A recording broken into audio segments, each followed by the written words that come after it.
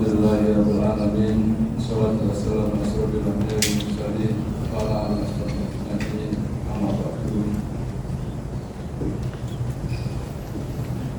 Yang saya hormati para jamaah masjid, jamaah zuhur, Ustaz Fatoni, Bapak Ibu sekalian.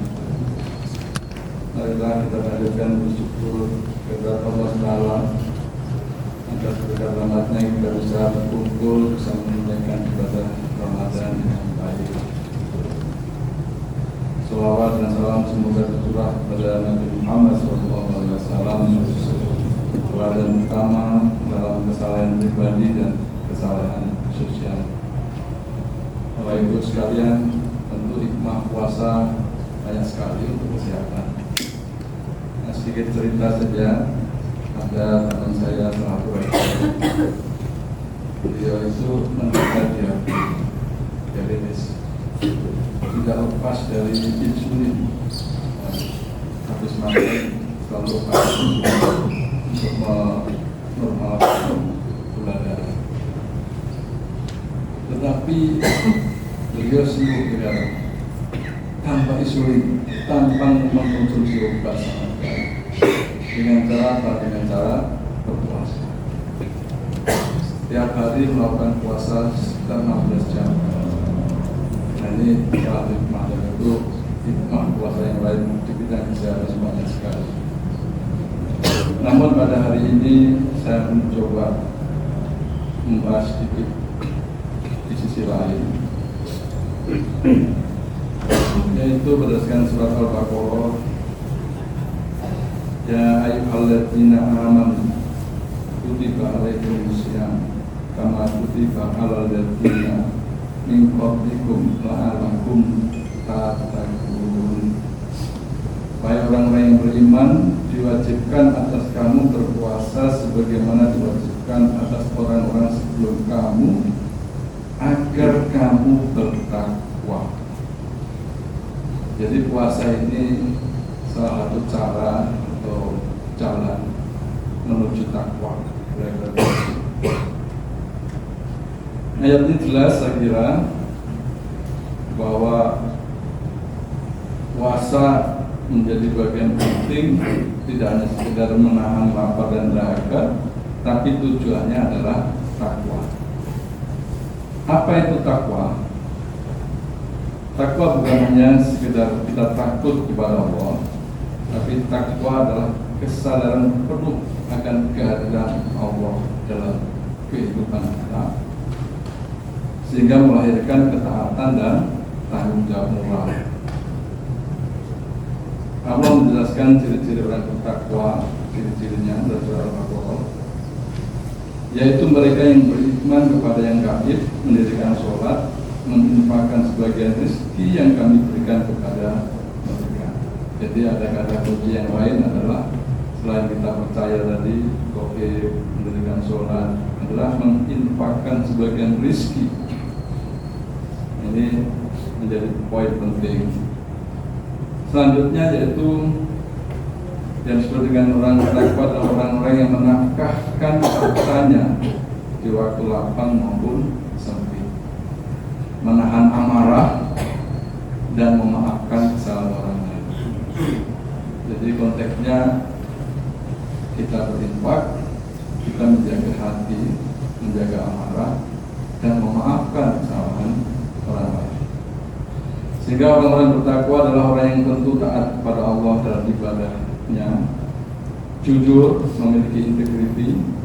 Integriti itu jujur dan profesional dalam bekerja, peduli kepada sesama, dan tentu tidak zalim terhadap orang lain.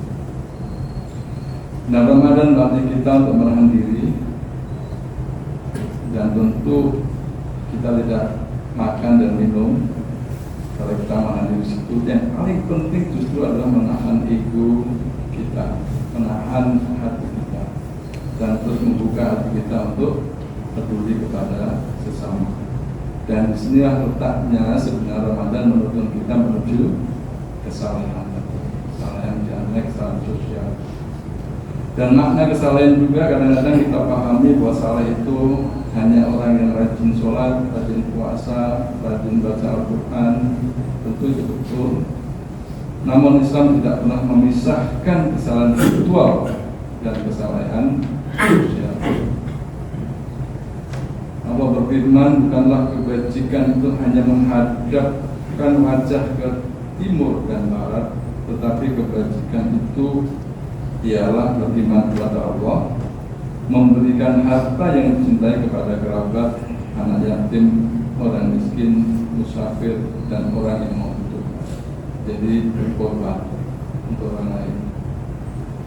Kebajikan bukan hanya ritual, tapi kebajikan juga berpihak kepada kemanusiaan. Rasulullah SAW bersabda bahwa sebaik-baik manusia adalah yang paling bermanfaat bagi manusia lainnya.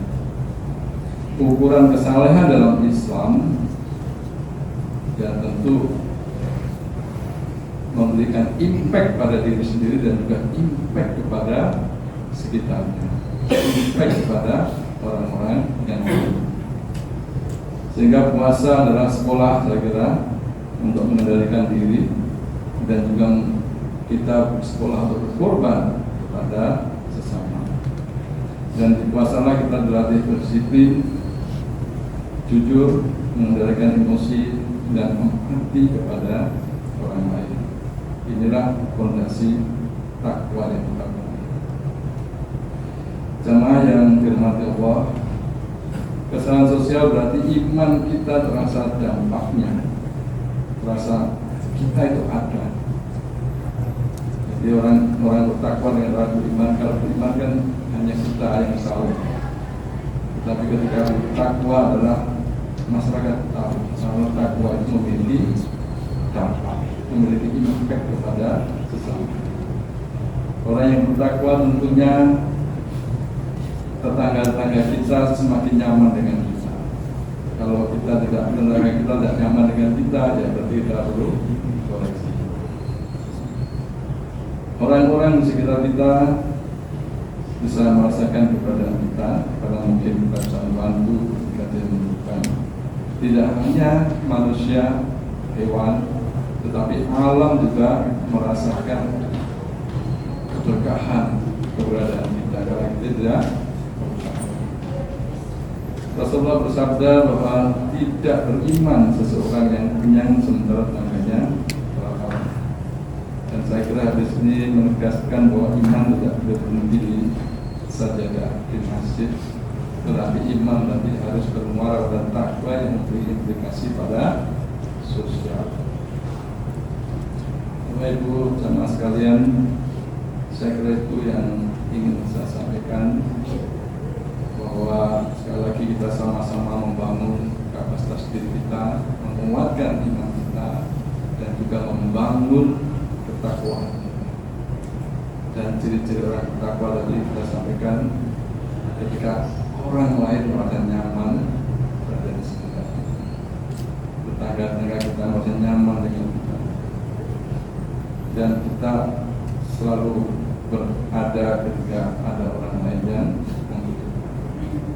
Dan demikian juga Bapak sekalian, kita bisa, orang lain bisa merasa kita ada ketika kita bisa membantu, kita berinfak, kita bersedekah. Dan ini juga kadang-kadang dipahami yang kurang juga, bahwa sedekah kadang-kadang hanya diperuntukkan untuk membangun masjid, sehingga masjid tempat kita mega bagus-bagus. Tapi sedekah itu akan sangat bagus diberikan kepada yang membutuhkan. Di antaranya adalah pendidikan. Bapak Ibu sekalian, sebagai contoh, kita memiliki dana abadi.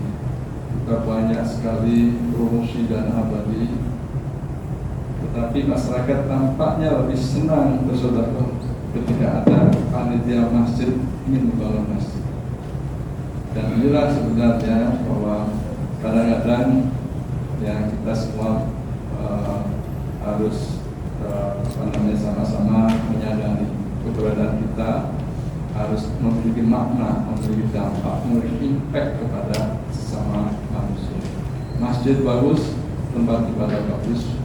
Tapi ketika masjid, tempat ibadah kita sudah sangat banyak, sudah sangat bagus, maka kita harus mencari tempat lain di mana orang-orang yang membutuhkan, itulah yang kita harus bantu.